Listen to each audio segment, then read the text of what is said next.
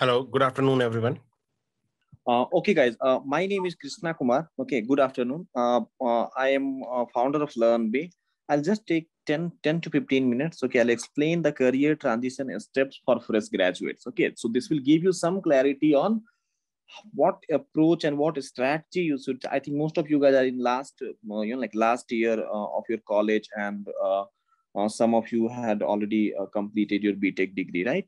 So this will just educate you and help you on what steps and what approach, what strategy you need to make if you want to start your career in data science, artificial intelligence, and machine learning domain. Okay. Then after this, after 15 minutes, Abhishek will start the presentation. Okay. About whatever things you was already covered yesterday, he will again start from afterwards. Give the Python topics. So see, if you see the modules and tools, right? Now see, I'm going to give you some tips on. So basically, I'll divide it like this: people who are in pre-final year and final years versus people who has completed their BTech. Okay, or BTech, BCA, BCom, MCom, whatever, like completed the degree and looking out for a job. Okay, so both of you guys need to take a different approach if you want a career transition, if you want to start your career in data science. Okay. So first, I'm going to discuss the modules that you need to learn. Okay. So coming to so first module that you need to learn is Python programming. Okay, and now this Python programming you need to learn in depth. Now see, why Python programming you need to learn in depth? Because there are many job opportunities. So if you learn Python in depth, you will have some advantage, because there might be some job opportunities that you will get which will be of, like they need only Python programmer initially. So if you need to learn complete data science, but Python as a fresher, Python is most important for you, because it helps you to get other opportunities also. And you can target some of the jobs which are of a software developer, maybe like after Python. If you want, you have multiple opportunities after learning Python, right? In case you want to become a web developer, then also it opens you some opportunities. Let's say if data science is very complex for you, you won't be able to make a career in data science, then if you know Python programming properly, if you know in-depth Python programming, it helps you for other career options as well. Okay, so as a fresh graduate, as a fresher, the first thing that you need to do is learn Python programming properly. Okay, learn it in depth.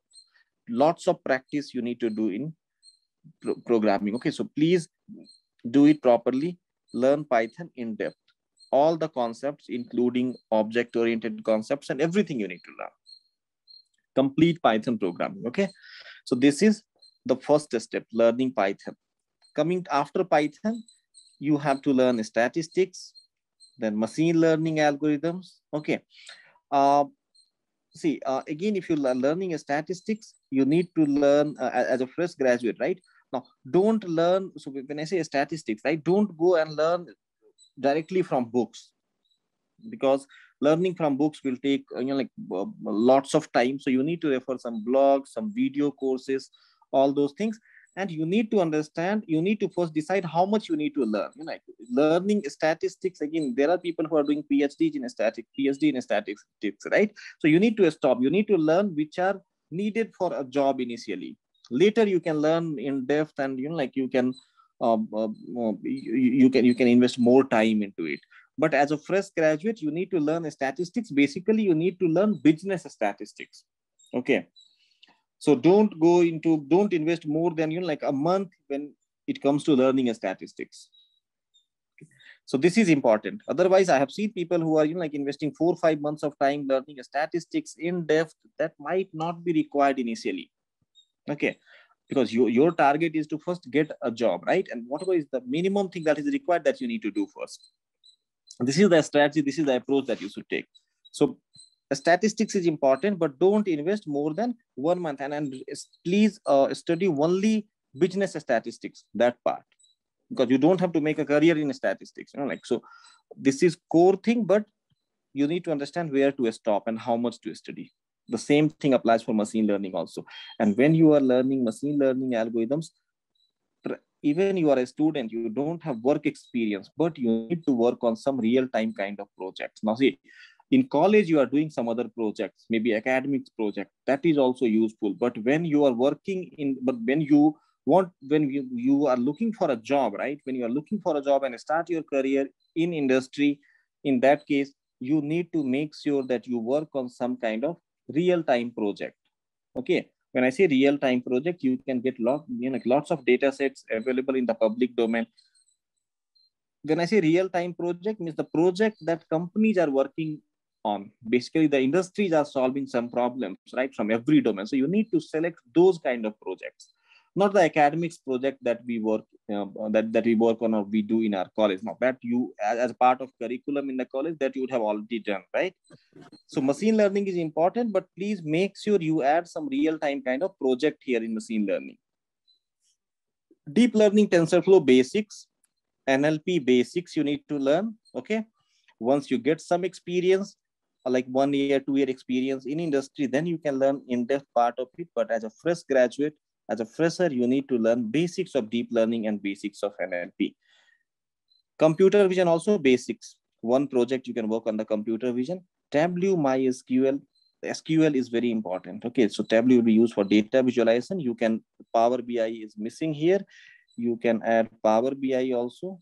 Okay, so I think you can prefer Power BI and SQL. SQL is also important. You know, like as a fresh graduate, when you go for an interview, yes, your 20-30% of questions will come from SQL. And if you know this, it will be easier for you to crack an entry-level job in data science and machine learning domain. Okay, so these are the modules you need to learn, but don't try to master every skill. Okay, initially. So you need to understand, you need to learn all of this, but you need to prioritize. You need to learn Python in depth and machine learning in depth. SQL also, you need to put some effort. These modules you can learn basics. Now, this is one strategy, you know, like, so 70-80% of you guys, if you follow this strategy, will be helpful. Now, see, there are some people who already know, you know, like who are from a very good college, or those kind of people who are already good at mathematics, already good in programming. Now, they want a very good job in AI, machine learning. Now, for them, they can just learn everything in depth. So if you are able to do all those things, if you are able to learn everything in depth, nobody is going to stop you. But for an average guy, average student, you need to follow this strategy. Okay. So even if you are able to manage these things, will help you to get a job. Okay.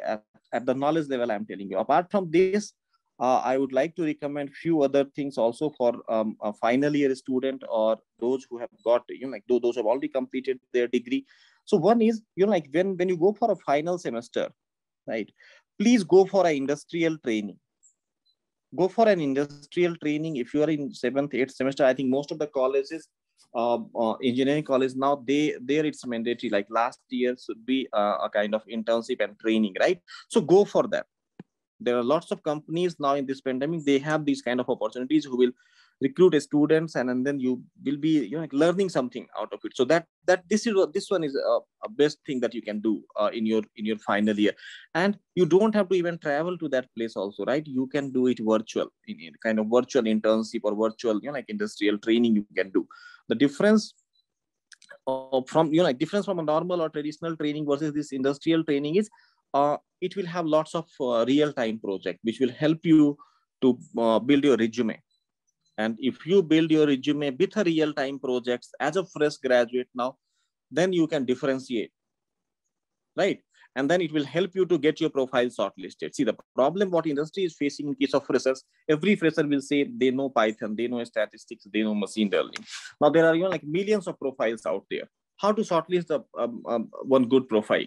So how you can differentiate is you need to work on some real-time projects, and you need to add those projects in your profile. You need to get some kind of, you know, like work on some kind of internship, and then you need to add those internship experience into your profile. Now, this is how you can differentiate. And when someone is trying to, you know, like someone when they are recruiting a profile for data science and AI, they will be looking into all these things, and then your profile will be very different from the profile of other people who are just saying they all know only these things, right?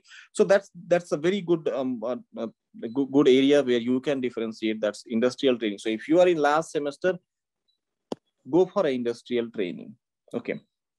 Second thing, your final year project, right? I'm not asking everyone to go for AI ML. There are other technologies also where you can go, like cloud, DevOps. That also you can select some other things also. But you need to see all the fields are not for fresh graduates. Okay, so there are certain fields that you can select. A software development role and a data science AI are the two areas where you can go ahead. If you want, you can learn some cloud technology also, and you will be able to get a job there also. Okay, but if you are a final year student, see, at that point of time only you select an area, you select a domain, right? You want to go for a product based company, okay, then you need to learn data structures, algorithm. If you can't handle that, you need to get a job as a web developer, right? Work on the project. So first decide what you want to become. You know, like, so don't say like I can join any companies, you know, like, so that strategy won't work now. 5-6 years back, like, that strategy was working. You learn. So that's why you see, like, if you see a profile of a fresh graduate, they will say like they know C++, Java, Python, everything. Now, that is not going to work now. The industries are looking for some, even fresh graduates also, when they're looking for a fresh graduates, hiring fresh graduates, they want to see like you should be expert in some areas. Okay, so don't say like you know everything. That is not going to help you to get a job, get a good job. Okay, so if you say you are good in only these things, now that will help you to get a job. And how can you say like you're good in these things? Your academics, your project, final year project, all these things will showcase that. You know, like, all these things will say like, okay, this guy has done. So basically what I want to say is, when you select a final year project, right, you need to choose a project from the domain that you are targeting. If you want to become a web developer, work on a project from that web development areas only. If you want to target AI ML, if you want to target machine learning, data science, work on the final. So your final year project should be from that domain. Okay, and because that will help a lot. You know, that will give a boost to your resume and your profile. So choose your final year project from the domain which you want to target after completing your engineering. Okay, so basically those projects need to be added to your profile.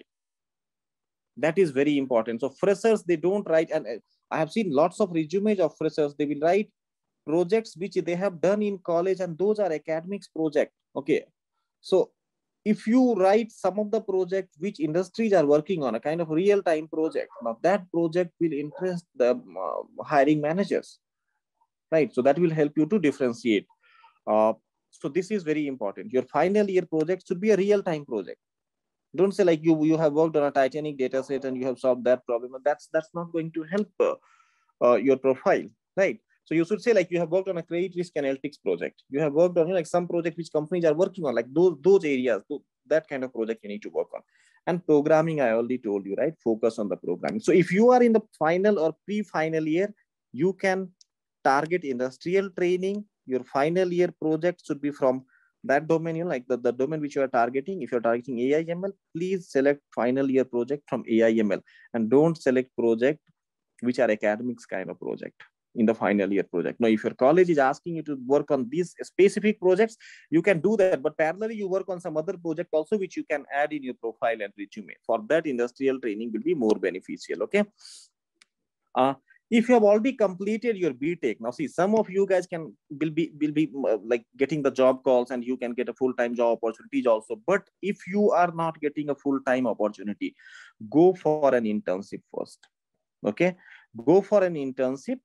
If you are not getting a full-time job directly, see, if you follow these steps, chances are you will be able to get a full-time job only.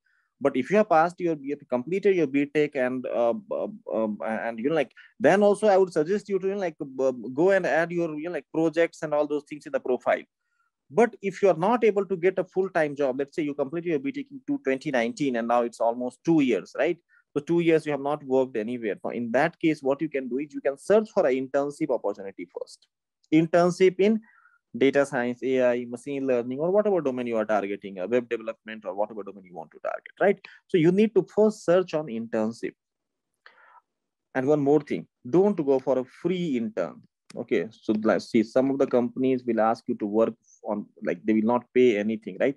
Don't go for those kind of companies. That's not going to help you, because if someone can't pay you anything, even five, so basically join a company who will pay you minimum 5,000, 10,000 rupees for an internship. If someone is paying very less, or uh, if they are not paying you at all, I would suggest not to, like, join that organization, because they are not sincere, like, they are not serious in training you, in giving you that opportunity, providing you that experience, right? So basically, though, there are lots of frauds going on where, like, people, they will hire you without paying you anything, or without giving you perk, and then will ask you to work on something, and after that, like, so that is not going to help you to get experience also. So join in some company which pay you something. I'm not asking about the finance part, how much they are paying, but at least you can figure out, like, these guys are serious, right?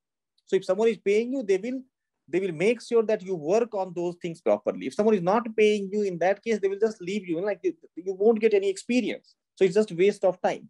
So join a company which pay minimum 5, 7, 10,000 for internship, right? So they will work on you. They will help you to learn new things that will help you to get the practical experience, and finally will help you to get the job, right? There are companies which will convert that internship into full-time job also. So for fresh graduates, as of now, there are lots of challenges ahead, but if you plan it properly, it will be, you can crack it. Most of you can crack it. Initially, you might need to work at a very less salary. If you're able to get a very good job, then you need to learn, like, some other technology which helps you to get a better job in some product-based companies or some other companies. But for average candidate, these are the strategies and these are the things that you need to keep in mind. Okay. Any questions you guys have?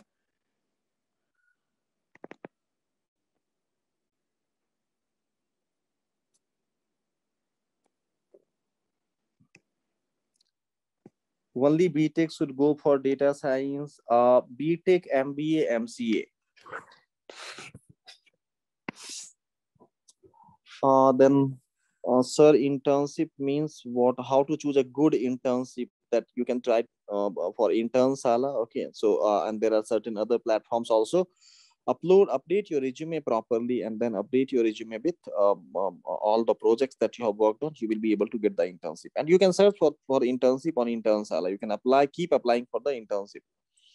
List the name of such companies providing internship. Internsala, just refer to Internsala. Python is related to biological sciences. It's not related. It's a tool that will be used to solve some of the biological sciences, biotech, healthcare, and lots of problems. Okay, so Python is a tool, a scripting language which will help. So I think Abhishek will help you on that. What if we had a web application in intermediate? Can we pursue with CSC a web app? What if we had a web application in intermediate? I'm not sure what, how many projects to do as a fresher. Like 3 to 4 projects you can work on minimum. Product based companies are better, or service based companies. Product based companies are better, but yeah, it's difficult to get into a good product based companies. So there you need to be more competitive. Your aptitude should be very good. You need to know programming. You have to be a coder. So it's difficult. Cracking a product based interview is difficult as compared to a service based companies. How to get an internship in Microsoft? You can apply for an internship. If your profile is shortlisted there, you will get an internship opportunities. Okay, so I think I have answered most of the queries. For degree students, will go for internship is good or not? Yes. For a degree student, you can go for a virtual internship now. See, due to this pandemic, right? There are lots of virtual internship out there. So even if you are working in 3rd year, 4th year, you can apply for those internship. Okay, so how to get internship? For, sir, I'm a BE, BTech, I'm in field of BTech, MBA, and MCA. I want to learn Python. I want to be a data analyst, web developer. Please guide me. I have already provided you all the information. So see, we have a course also for this, which like, so we have a course which is designed for like this one, a fresh graduate. We have a course which we have designed for fresh graduates, where we provide this internship thing, a course with internship and industrial training. So if you are in last year, if you are in last year of college, Then we have a course where we provide industrial training on data science and AI. We have designed this for fresh graduates. Okay, so this course will take care of your industrial training also and your internship also, IBM certification also, everything together. You will be working on 8 industrial projects. So if you are in college and if you want to do industrial training, you can check our courses also. There are multiple other courses also in the market. So basically we provide you industrial training, 6 months of internship and IBM certification, and you will be learning all these tools as well: Python, statistics, machine learning. You will get this IBM certification also. Okay, so you can check our courses. It's on our website, learnbay.co. Abhishek will provide you the link. Okay, we provide you. We don't take any job guarantee for freshers, but we help you in getting the job calls. Okay, so that help will provide you. There are other courses also in the market that you can check. Okay, so if you have some other queries, Abhishek will be handling those queries. And let's start now with the technical modules, like so learning that Python. So we will be doing these classes, like multiple times. So if you can't afford a full-time course, even Python programming or some part of statistics, I think our next webinar will be on SQL, right? So you can attend and you can learn through these webinars also. So if you have some financial and if you have some financial issues, we provide a scholarship as well. Okay, so you can talk to our sales team so for those scholarships and these things. So we have designed a course for fresh graduates where we provide all those things that I explained to you, like internship. So these are the key benefits that you will be getting: internship, industrial training, and learning full in-depth end-to-end. Okay, so Abhishek will help you if you have more queries, right? To the further discussion about the career and all. So we have already completed around 45 minutes, right? So we need to cover these topics. So first, let's start with the memory management, and then we will be coming back to the other topics. Okay, memory management. So what is the memory management in Python, or how do you manage the memory in Python? So memory management is basically it refers to the memory allocation and deallocation. Memory allocation and memory deallocation. Okay. Now, when it comes to the memory allocation, we have the different tools like raw memory allocator. Okay. We have the object specific allocator.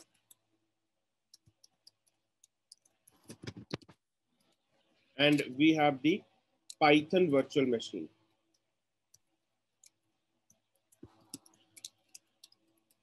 We have Python virtual machine. When it comes to the memory deallocation, we have garbage collectors. Okay, so these all are the memory deallocation tools. Okay, and this memory management is completely automatic in Python. Okay, we as a user have no control that how memory is managed or how memory will be allocated or deallocated into the Python. So we will be discussing about the different memory management techniques. Okay, how the memory allocation works. We will be learning it with an example, and we will see that which all the different areas gets created. Okay, whenever you run any Python application. Okay, so let's start. Let's just let me open it. First of all, we know that let's say if this is the RAM.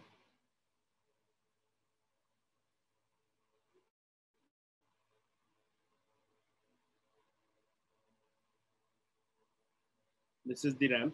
So we know the very first application that gets loaded into the RAM is the operating system, right? Now after that you will be having the multiple application. Let's say app 1 is running.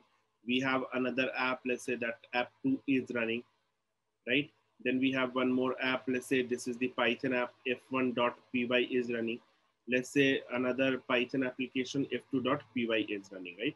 So these all are the different applications which are running into the RAM. This is your RAM, right? And the first application that gets loaded into the RAM is operating system.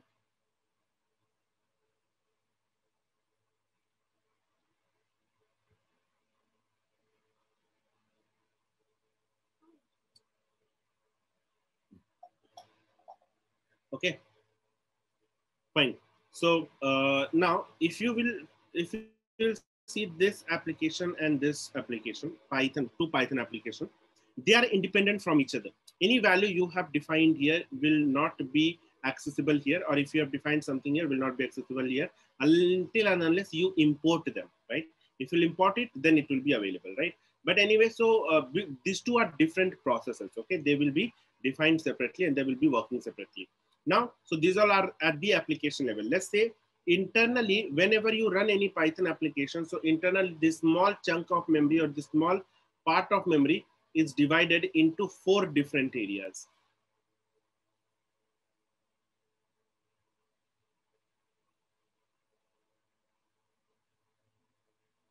It is divided into 4 different areas. The first area you have, it is called the code area. Okay. The second area that you get, it is called the variable area. The third area that you get, it is called the heap area. And the last, which you get, it is called the stack area.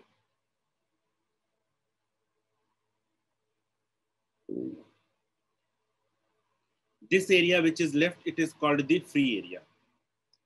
Okay. So these all are the 4 different area which gets created, right? Now in this code area, this is fixed in size. Okay. This is fixed in size, and in this byte code will be saved. Okay. Because your CPU will read the instruction from this and it will execute that to give you the output. So byte code will be saved, and once your application is loaded into the RAM, your byte code is not going to change, right? So byte code will be saved here so that your CPU will be reading these instructions from here. Now you have the code area. So in the code, variable area. In the variable area, global variables will be saved into this area. Okay, global variables will be saved into this area. In the heap area, the objects will be saved into the heap area. Okay, this heap area is managed by PVM and object specific allocator.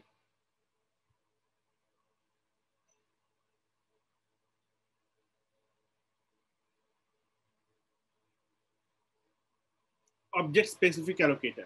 So this PVM is Python virtual machine. This is object specific allocator.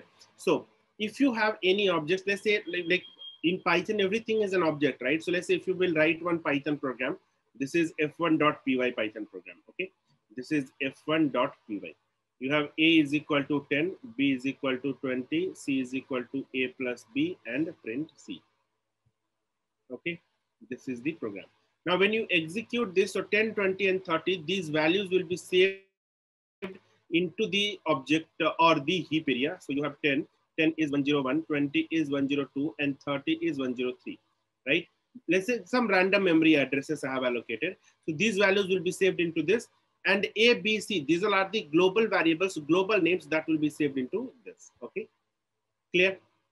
Fine. Now you have stack area. What will happen in the stack area? So in this stack area, this f1.py, so whenever you start running any Python application, the first thing that is done is this main module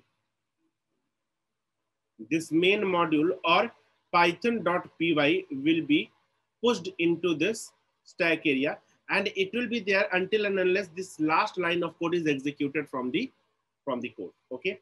Now after this, if you have any function, then that function will also be pushed into the stack area, and it will be maintaining the local identifiers or the local variables. Okay, fine everyone? Clear? So this is about the different areas which gets created into the Python. Okay, or whenever you run any Python application. So now we have the objects. Let's understand what all objects we have. First, we need to understand that what all kinds of objects and which all objects will be saved. So the objects we have in Python are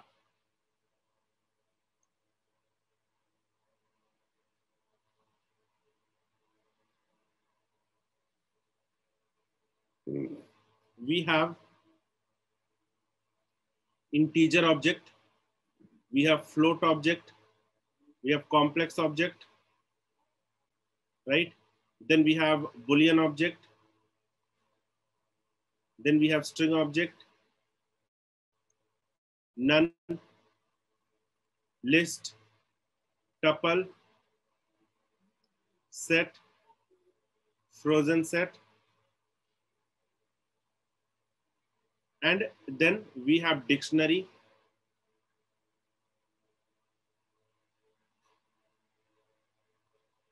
We have dictionary, then we have bytes, byte arrays,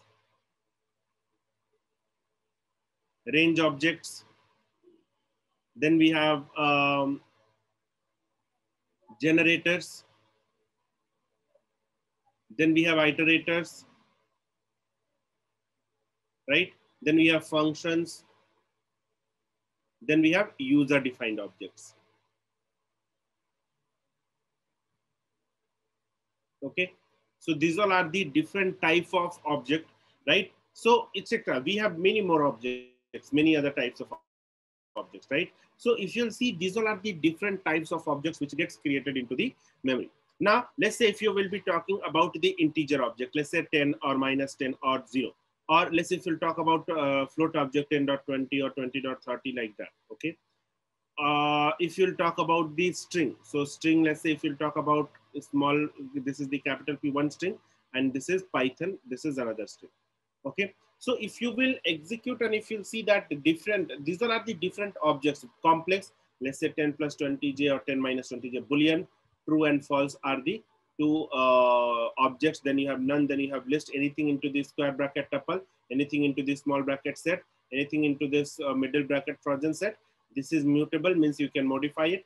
And this is frozen set is also this, but it is immutable, you cannot modify it, okay? Then we have dictionary. So you have the collection of key value pair, right? You have the collection of key value pair. Then you have bytes and byte arrays. These all are the byte representation of the sequences, byte representation of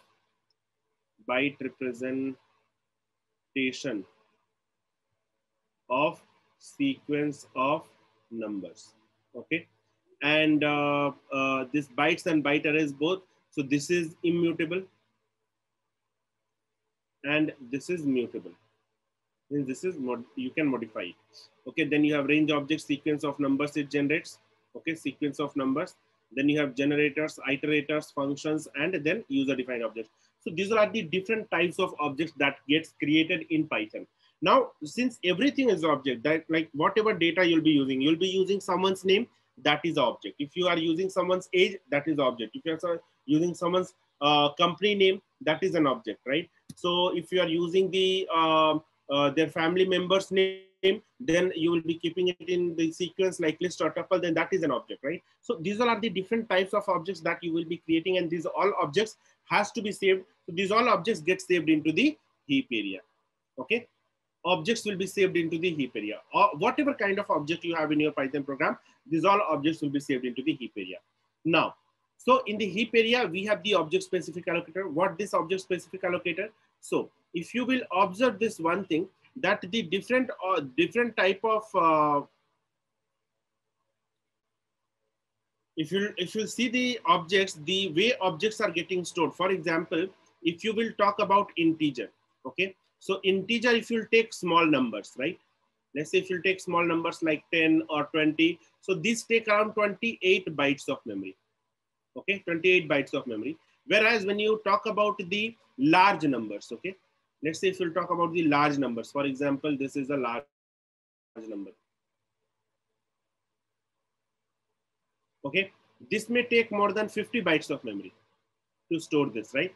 Now, if you'll be coming to float, let's say float is what? Float is you take 10.20 or 20.30, anything. This will also take the 40 bytes of 24 bytes of memory, okay? And if you take a large number,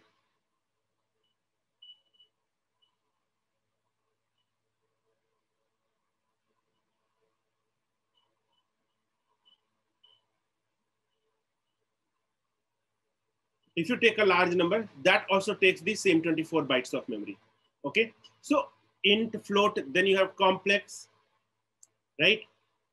Boolean, right? Then you have similarly string. So different types of objects you have, and these different types of objects, how string is stored. So let's say if you have a is equal to Python. Okay, so string is stored at two levels. So let's say this is the heap area. So first this P, Y, T, H, O, N. These all letters will be stored individually. Let's say 519, 919, 219, 719, 619, 519 or 419. These all are the, they are stored at different memory addresses, right? Some random memory addresses. And this whole string object will be stored at one level. So you have 6 characters, right? So 1, 2, 3, 4, 5, 6, right? So they will be pointing to this. And then you have the index position 0, 1, 2, 3, 4, 5, -1, -2, -3, -4, -5, and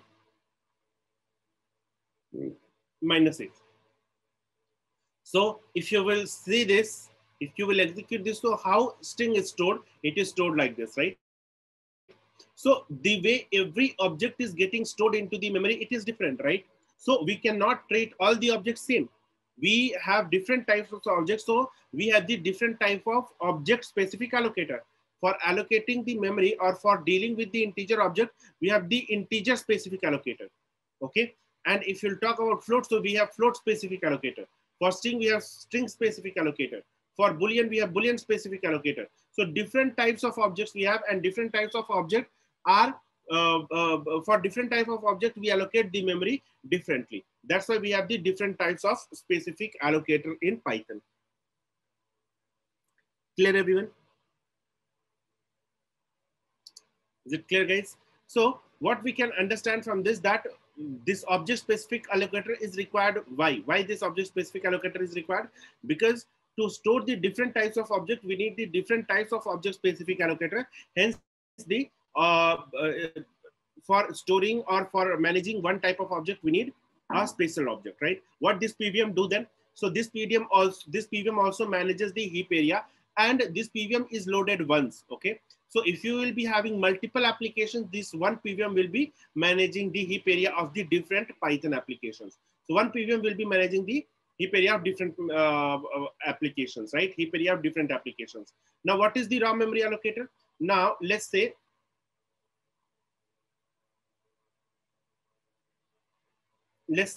if your object, if the program is quite large and the objects you are using in that is huge, then right now if your this whole heap area is consumed, and if your free area is also consumed, then you may need, your application may need extra memory, right? So what PVM will do, PVM will raise the extra memory request, okay? And that will be forwarded to the raw memory allocator. Now, raw memory allocator knows that which application, or let's say f1.py application, for f1.py application, you will be having a raw memory allocator, right? Because PVM is managing the heap area of all the applications, right? So it cannot directly ask OS to allocate the memory for this application, correct? Because then in that case, the other application will also be waiting, right? So what it does, it transfers the call to the raw memory allocator of that application, and raw memory allocator will send that request to OS and request the extra memory from the operating system, right? So operating system will be allocating the extra memory for that particular application for which this raw memory allocator belongs to. Clear, everyone? So these all are the different tools which are required in the case of memory allocation in Python. Clear, everyone? Okay, so I hope you guys have understood the concept of memory management in Python. Now let's see how the program runs on our system, right? So if you have a simple program, we need to understand that how this program gets executed on our system, right? So we will be writing one program and we will be using one tool, right? So first of all, we need to understand few things. First of all, the different scope, right? We will be discussing about the different scope.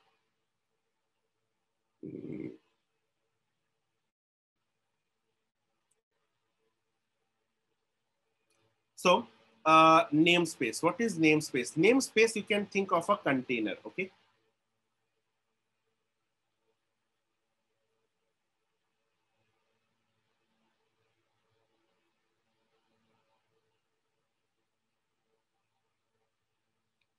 Namespace, you can think of a namespace as a container. Now, what happens into the namespace or container? So there are different types of namespaces in a program. So on very top, you have a namespace that is called the, this is called the built-in namespace. Okay. Then you have one more namespace that is called the global namespace. After the built-in, you have global namespace. Okay. Then after global namespace, we have the local namespace. Okay. So if you will be writing here, this is the built-in. Then we have global, and then we have local. Okay. Now, if you write any Python program, right, and if you have any function, correct, let's say def F1, inside this, whatever code you will be writing, that will be coming under local. And outside the function, whatever code you will be writing, that will be coming under global. So let's say is equal to 10, b is equal to 20 you have. So that will be coming under global. Now, variable, when you say variable, like when you say namespace, namespaces are going to store the names, okay, not the objects. Objects will always be stored into the heap area. Okay, this 10, 20, 30, 40, 100 Python string, true, false, none, everything will be stored into the heap area. But when it comes to the name, names comes under the different namespaces, right? So that will be stored into the built-in or global or local namespaces. Okay, so let's say if you have A is equal to 10, B is equal to 20, C is equal to A plus B, and then you have print C, these all are the values you are printing, right? Then you have def F1, inside F1, you have, let's say, X is equal to 11, Y is equal to 22, and result is equal to X plus Y, right?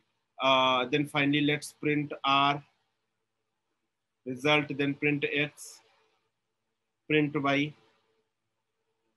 okay? And then you call the F1, right? You call the F1.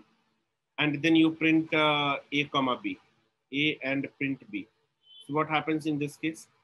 If you will be executing this code, when you are going to execute this code, so whenever you will be executing this, so these values, whatever you have, these values will be stored into the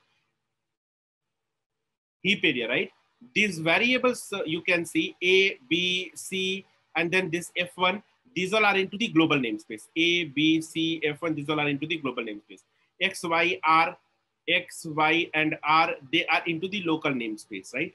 So, and this built-in namespace are going to have the built-in names. For example, the print or the input, or you say integer or float.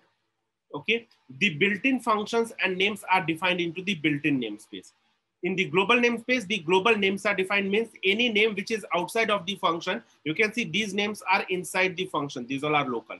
Outside of this function, you have these names. So these all are the global names, and they will be stored into the global namespace. Correct? You have some local namespace X, Y, R, and also these all are the local namespaces. Okay, so these all names are kept inside the local namespace. Fine.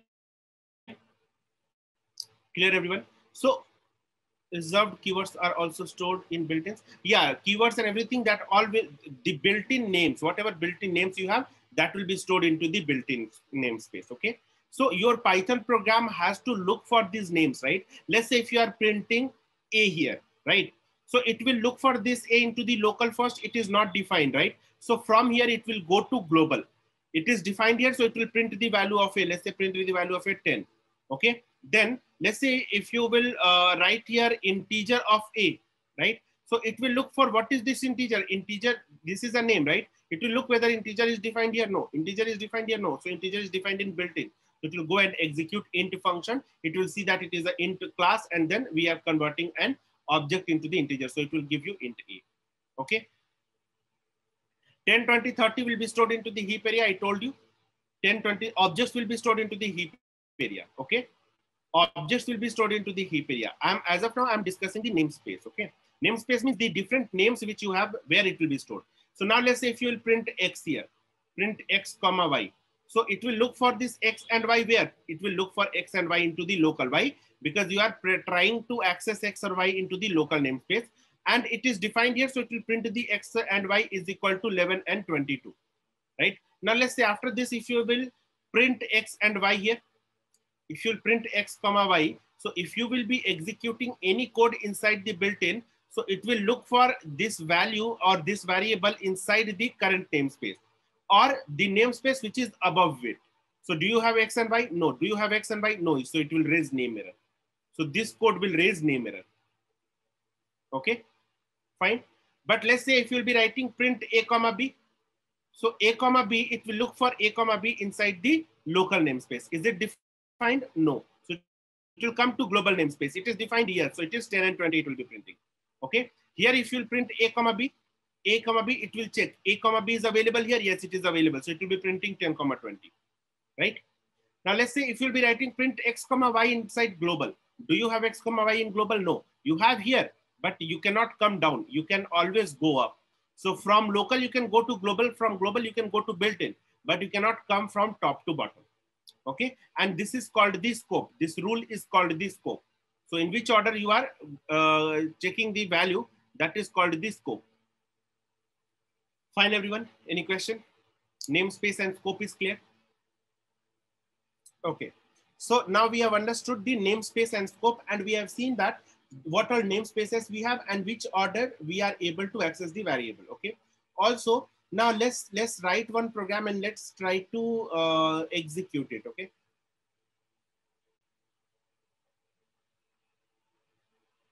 So let's say we have a code here.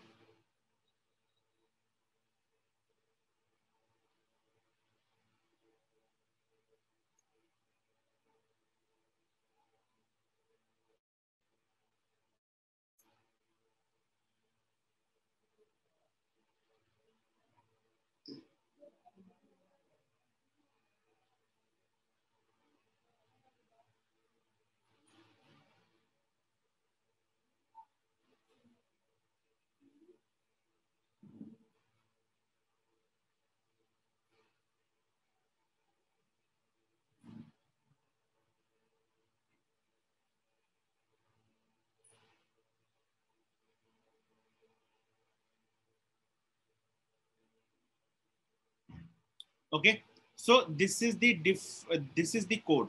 Now, can you guys tell me that what all names we have into the local? So if you'll talk about the name which are in the local, so let me first draw the different area which gets created. So when you run this application, we know that 3-4 area mainly it will create, right? So the very first area we have, I'll not draw code area. Code area is fixed in size. I'm not going to draw it. I need the variable area, right? Then I need the stack area. So this is variable area. This is stack area. Okay. And what all the global variables we have? A, B, C, my function. These all are the global names. And X, Y, Z, these all are the local names. Okay. Now, fine. So let's start executing the code from the very first line. When you will start executing the code from here, so first line when it will be executed, okay. So let's say the file name is f1.py. So when you will run this file, this is going to be main module. And this main module is f1.py file. Okay. This is the Python file. Okay. It will be executed. Clear? Means it will be pushed into the stack area. Now, when you will execute the very first line, this is the heap area, right? So whenever you execute any statement in Python, first the expression or the right hand side part will be evaluated. So first, because Python has to check that what kind of object it is. So it will check it is integer object. So it will store into the memory. And then it will allocate some memory address to this, let's say 101, and some 28 bytes of memory will be allocated. Now it is assigned to A, so A will be pointing to 101. Next, let's come to this. Then 20 will be created into the memory area. And then let's say address is 109. Okay. So B will be pointing to 109. Okay. Then you will be executing this. So first A plus B will be executed, where 10 plus 20 is 30. So 30 will be saved into the memory and this will become 119. So C will now be pointing to 119. Okay. Now let's come here. So execute this. So this is the function definition. So my function will be defined. My underscore function will be defined.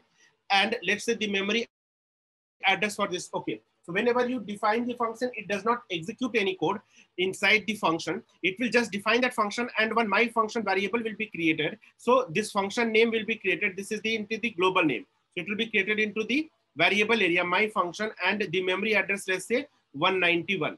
Okay, so my function will be pointing to 191 memory address. Okay, now when you come to this, so now you call the function. So it will be immediately coming to variable area. It will check this value is available, this name is available. So it will execute this function.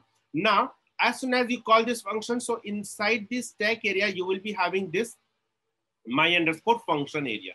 Okay, now it will start executing the code. So these all are the objects, right? These objects will be still saved into the heap area only. So first it will execute this. It will say 11. 11 will be saved here. So let's say 192. And X is a variable. So X is going to point to 192. Okay. Then 22. So this will be pointing to 292.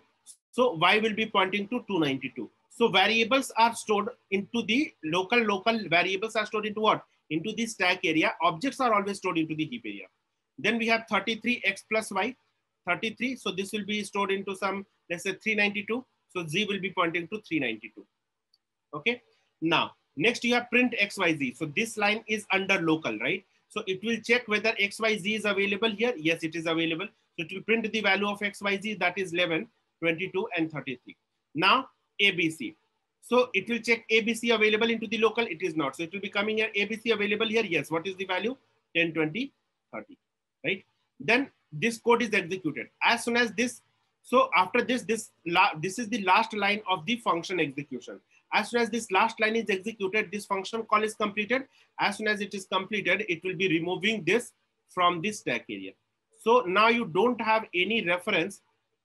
You don't have any reference of the local variable. Remember this.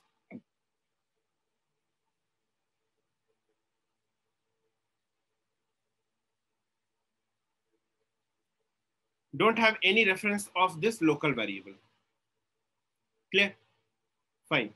Now let's come to the next line, print ABC. So it will check ABC is defined, because now since this line is in the global, so it will check for ABC in the global. It is defined here. So it will print again 10, 20, 30. Now you'll try to print XYZ. So it is also in the global, but do you have XYZ, any reference of XYZ, whether into the global or whether into the local? No, you don't have. So it will give you the name error. Okay, fine. Clear, everyone? Any question till here? How this memory allocation works in Python?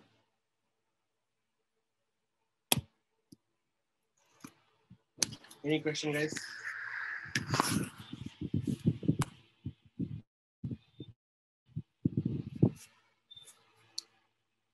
Okay, so now let's execute this kind of codes to understand that how this memory allocation works in Python with the help of a editor, right? Okay, so let's say this is the editor we have. Okay, now what we have, you will see that we have the different variables. So let's see, this is the program we have written, and we have this variables, right? Employee name, then we have another employee name, employee ID, employee salary, right? Then we have a function, then we are calling that function, we are printing these different values. So we are going to invoke this variable area, heap area, and this stack area. Let's see how these different objects are stored and how these different references are created. So let's run this code. I'm going to debug this code. So when you debug it, so first of all, whenever you see this yellow color box, right, it means we are going to execute that piece of code. As soon as you started running the code, you will see that this module first file.py is pushed into the stack area, right? Now, just to keep on observing this different area at the different stage. First, when I'm executing this line, there is no change. Now again, so you are executing this. So Rahul, this is a string value which is created into the heap area, and it is pointing to this address 6B70. So employee name will be pointing to this address, and variable in the variable area, this variable will be created. So let's see this. This employee name variable is created, and it is pointing to 6B70, which is pointing to Rahul value inside the heap area. Okay. Now next, let's come to the second. Still, there is no change into the stack area. next 101 will be created, and then employee ID will be pointing to the memory address of this. Then employee the salary will be created, and then employee salary will be pointing to this. Now this is the whole function definition. We're not going to execute it. We are just doing what? We are defining this function. So as soon as you step into it, you will see that one function is defined with this employee detail function name. Memory address is what? Memory address is 1700, right? So your employee detail will be pointing to 700 memory address. Okay. Now, next, let's come to the, this is the function call. When you are doing the function call, you are passing employee name, employee ID, employee salary, these three values. So these three values, actually, it will be passing the references of these three values, right? So here you'll be getting the memory address of ID, name, and salary will be passed, okay? Execute this. Employee name address is 6B70, employee ID is 720, employee salary is 3050. So these three references are passed, and this e-name, e-ID, and e-salary now will be holding these three references. So this will be created into the local area. So now when you are calling this, you will see that this employee detail function will be pushed into this, and these three values in e-ID, e-ID, e-name, and e-salary, these all are what? E-ID, e-name, and e-salary are the local lists. They are created inside the local variable. In which local variable? Inside employee details. This employee details is what? It is into the stack area, right? So in this stack area, you have these three names, and these all are the local variables, okay? Clear? The software name is authority.org. Now, next, let's come to the globally address. So we have declared this as a global variable. Since you have declared this e-address as the global variable, so e-address will be stored into the variable. Why? Because you have written global here. So it will be stored into the variable section. It will be not coming into the local, though you have written it inside the local. So let's see that e-address is created inside the e-address. You can see it is created inside the global. It is not created inside the local. But yes, e_age_married is the local variable, so it will be created into the local variable section. Let's see that. So false is created here, and this is pointing to e_is_married is pointing to F88, which is the address of this one. Okay. Now it will be printing this e_name. E_name is defined here. So it will be fetching the value of e_name, right? Then e_ID. This is also fine. E_salary, e_address. It will fetching this value since it is not into the local. So it will fetch the value from the global. So it will fetch the ID of e-address, which is 6EF0. Let's see that. You have 6EF0, right? So it will be printing e-address, which is Bengaluru. Okay. Now next we have e_age_married. Then it is printing the value of false, right? This is done. Once it is done, then you will be printing employee name, employee ID, employee salary. This is defined in the global, so it will be accessing those values. This is done. Okay. Now next what we have, employee salary, employee address. This is defined in the global. It will be able to fetch that value. But when it comes to employee is married, it is false. Why? Because employee married is defined in the local, but you don't have the access to the local now, right? You don't have the access to the local, so it will be giving you the name error. It is giving you the name error. Clear, everyone? So this is the execution sequence of a Python code. I hope this point is clear to everyone. I hope this part is clear. Okay. So now we have seen that how the memory is allocated and what is the role of the different memory allocation tools, right? Now let's come to the memory deallocation, right?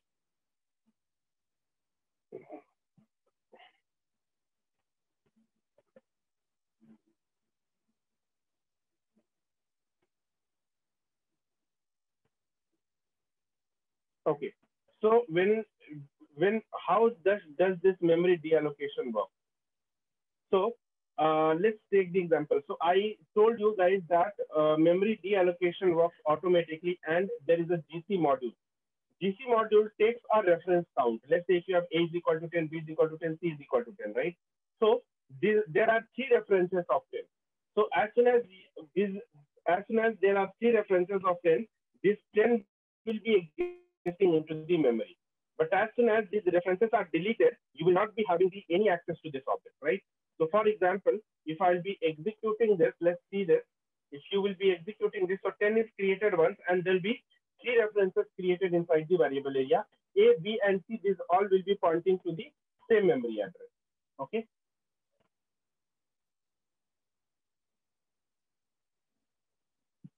A, B, and C will be pointing to the same memory address. So if you will again run this, you will find that 10 is created inside the heap area, and A, B, and C are pointing to this same 10 object, right? Now, but let's say as soon as you write this, so now if you will be running the code, you will find that, so 10 is like, after this line, after these 3 lines, there are no reference to 10, right?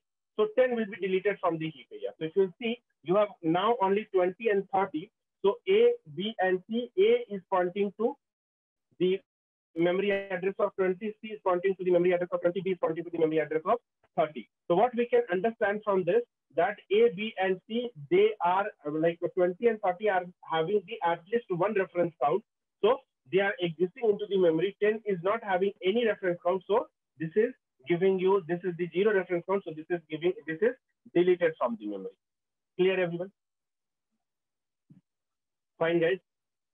So it depends, memory deallocation works on the reference count. As soon as the reference count reaches 0, that object will be deleted from the memory. If there is at least one reference count, then that object will be existing into the memory area. Clear, guys? Okay. So now we have seen that how memory allocation and deallocation works in Python, right? Now, next, let's understand the object reusability concept. Okay.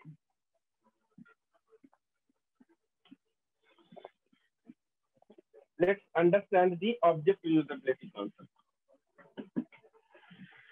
So object reusability is basically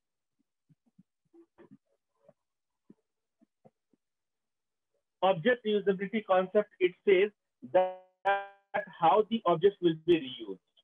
Okay. For example, let's say in a Python program, now we are going to discuss about the object reusability concept.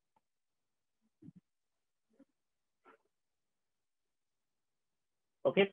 Let's say if you have A is equal to 10, okay, and if you write B is equal to 10, right? So if you will check the ID of A and B, so in Python, there are few objects that has to be reused, or that Python reuses, right? So in Python, like you have integer, right? So in the integer -5 to 256, okay? Or in the string, the values from A, capital A to capital G, small a to small g, 0 to 9, and underscore. Then you have Boolean values, okay? True and false, right? Then you have none value, right?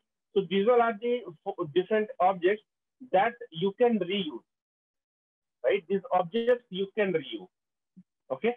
You can reuse these objects, okay? So let's say if you write A is equal to 10 and B is equal to 10. So this, if you will write, if you will check the ID of A and ID of B, you will find they both are sharing the same ID. Let's say if 10 is stored at 101, so they both will be showing that for ID of A and ID of B is 101. So what do we understand by this? That this is the address of these two objects. Okay, they both are sharing the same object. Why? Because they are falling into this range. So what Python does is this: whenever you start your Python, right? So Python allocates some memory to the objects from this range, -5 to 256. So if you have any object from -5 to 256, some memory will be allocated to these objects. Okay, some memory will be allocated to these objects in advance, or some memory will be pre-allocated to these objects. Right? Let's say you in the heap area, these values will be stored: -5, -4, -3, ... to 256. Okay, and if you are using those objects, so that objects will be reused every time. Okay, so if you will be checking the reference count, you will find that you will be having the reference count. Even if you will not declare any objects 10, if you will be checking the reference count, it will be coming more than 100. It means there are already some references created in the Python, right? That is called the integer caching. Okay. Similarly, if you talk about this thing, so in the Python, these objects A to Z, capital A to Z, small 0 to 9, and underscore, these all objects will be again pre-allocated into the memory. Okay, 0 to 9 and underscore. These will be occupying the memory. Okay, since they are occupying the memory, so they will be reused, right? Okay, and whenever you'll be checking the reference count, you will find that they are having some advanced reference count. Or if you'll be checking the address, let's say if you write A is equal to Python, right? if you write A is equal to 510, and if you write B is equal to 510, then you'll see the memory address of both of them, A and B, is same. So what we can understand that we are again reusing the object. Since we are reusing the object, so this is called the object usability. Remember, this concept is called, for the string, it is called string interval. And this reusability is provided only for these objects, int, string, boolean, and null. It is not provided for any derived data type. It is not provided for any float or any complex data type. Okay, it is not provided for these objects. So what we can understand from this, that there is the object usability concept, and this is done for what? For the memory optimization, because most of the program, like whatever program you write, in most of the program, you will be using these objects in most of the cases, right? You will use large number, very rare, right? So it is not mandatory to provide the object usability concept for all the objects. And even if you will provide, so there is no such limit, right? So you are pre-allocating the memory. So in that case, what will happen? You will end up, acquiring the whole memory at the beginning of the Python. And it is not done for float and complex for the same reason, because between 0 and 1, you will find infinite numbers, right? You cannot allocate the memory in the beginning itself for these values, because you'll not be able to do that, right? So we don't pre-allocate the memory for this set of objects. We allocate the memory only for this set of objects, and we reuse them in our Python program. Okay, that is called the concept of object reusability. Right? You can check the memory addresses of those objects by ID functions. So for example, let me show you this. And also remember, this object usability concept may vary from implementation to implementation. For example, this topic or this concept I'm talking about is CPython, or the C implementation of Python. In CPython, this object usability concept is valid.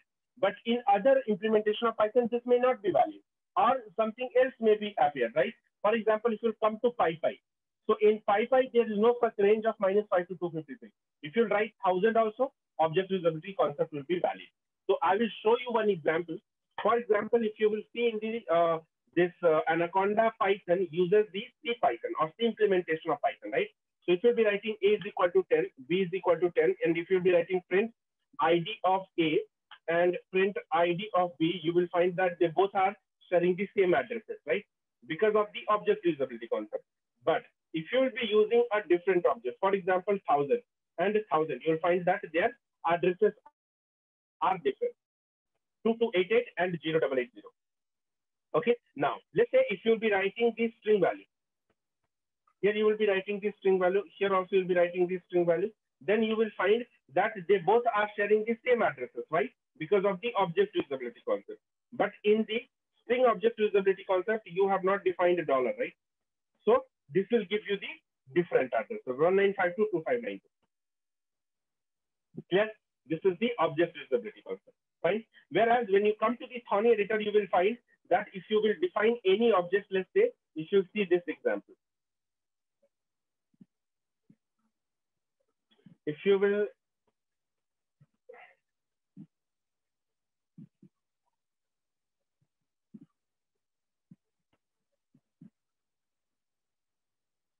see this example, so what you will find is that 10 and 1000. So let's see this. 10 is same 10 is allocated, and A and B are both pointing to the same address. Now when you will be writing 1000, so now 1000 will be allocated once, and both will be sharing the same address.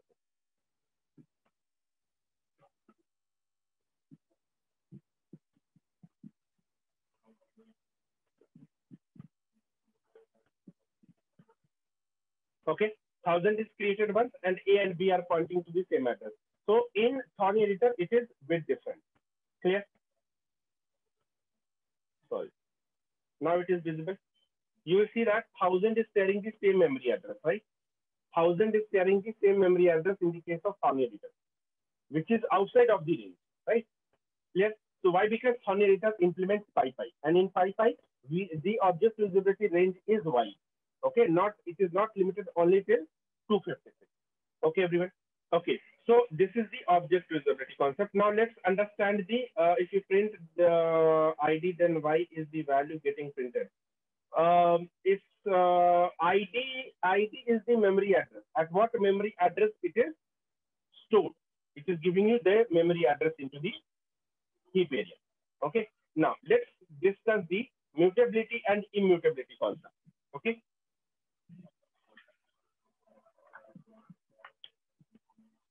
Okay. So mutability means what? The mutability and immutability concept. Okay. What is mutable object? Mutable objects. Okay. Mutable objects means the objects which can be modified. The objects which can be modified. That is called the mutable objects. Okay. And remember, when you do the mutable object, how you can identify whether it is mutable? So item assignment is possible. Item assignment is possible. Okay. And changes is done into the existing object. Changes is done in existing object. Okay. Now, if you talk about immutable objects, so example of this is list, dictionary, set, byte array, etc. Immutable object. So in the case of immutable object, item assignment is not possible.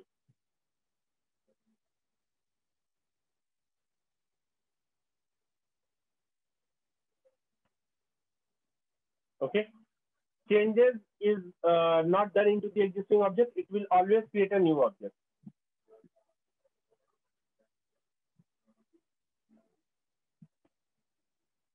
A new object if we do any operation.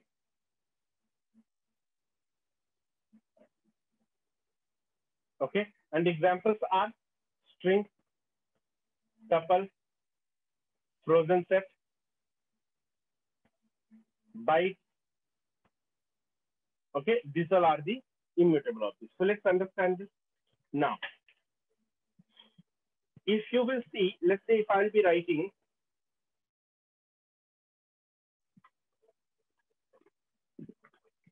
let's say if you'll be writing LST is equal to 10, 20, 30.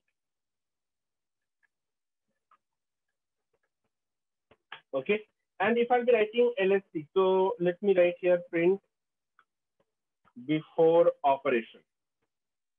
Okay, if I'll be writing LST, print LST comma ID of LST. Now LST of 0 is equal to 111. This is item assignment. Let's see whether it is working in the list. And next I'll be writing after operation. Print LST comma ID of LST. Execute this, what you will find? You see before operation, this is the list and the memory address is 7120. After operation, the list is this one and still the memory address is same, 7120 and the values. So what we can understand that first of all, item assignment is possible in the case of list, so it is mutable. And changes are done into the same object, right? We are not creating a new object, correct? So this is called the mutable. Now let's understand immutable. Let's say if you have tuple, tuple is equal to 1, 2, 3, right? Now print before operation, print tuple comma type of tuple. Okay. Now, if you will be writing tuple of 0 is equal to 111 or let's say 999. Okay. This is the item assignment operation. This item assignment is not possible. This will give you the error. Execute it. This is giving you the error. Tuple object does not support item assignment. So tuple is not mutable or immutable.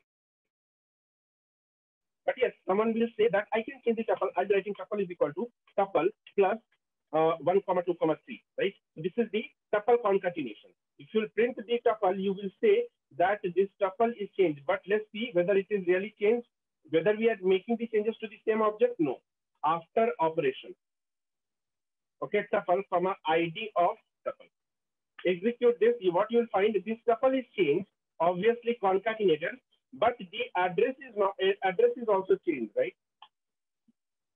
If you see before operation, the address was 6768. but after operation it is 6864. So what we can understand from this, that the changes, if you are making the changes to the immutable object, you are not making the changes to that object, you are creating a new object after that operation, right? So this is the immutable object. Clear, everyone? Okay, so now next let's start with the Python programming components. Okay, so what all components we have? We have literals, we have constants, we have variables, identifiers, then we have reserved words, then we have expressions and statements, right? There are many other Python programming components.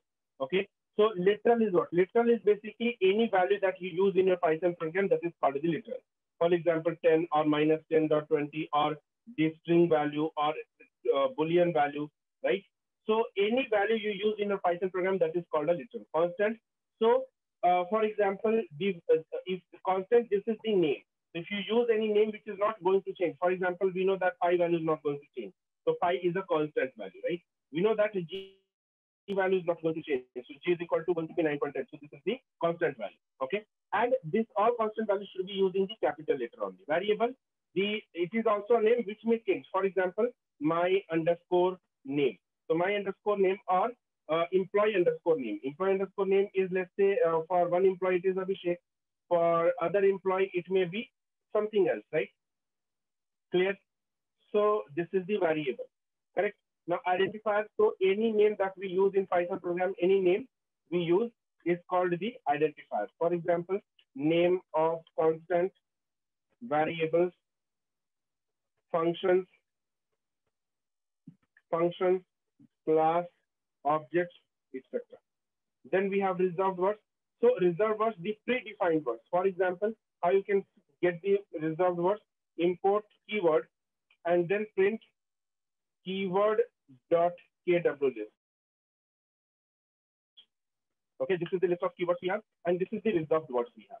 Okay, so now this reserved words, we use these reserved words to write our Python program, and you should not use them as your identifier. Okay, next you have expressions and statements. So expression is something which gives you the result. Okay, expression, the combination of operators, operands, values, and variables, which gives some result, right? That is called the expression. For example, if you write 10, this is an expression. Execute this, it gives you the result. If you write 10 plus 20, this is an expression. Execute this, gives you the result. If you'll be writing Python plus, let's say, class, so execute this, it gives you the result. So these all are the expressions. But if you'll be writing statements, same thing, this does not give you the result, which does not give any result.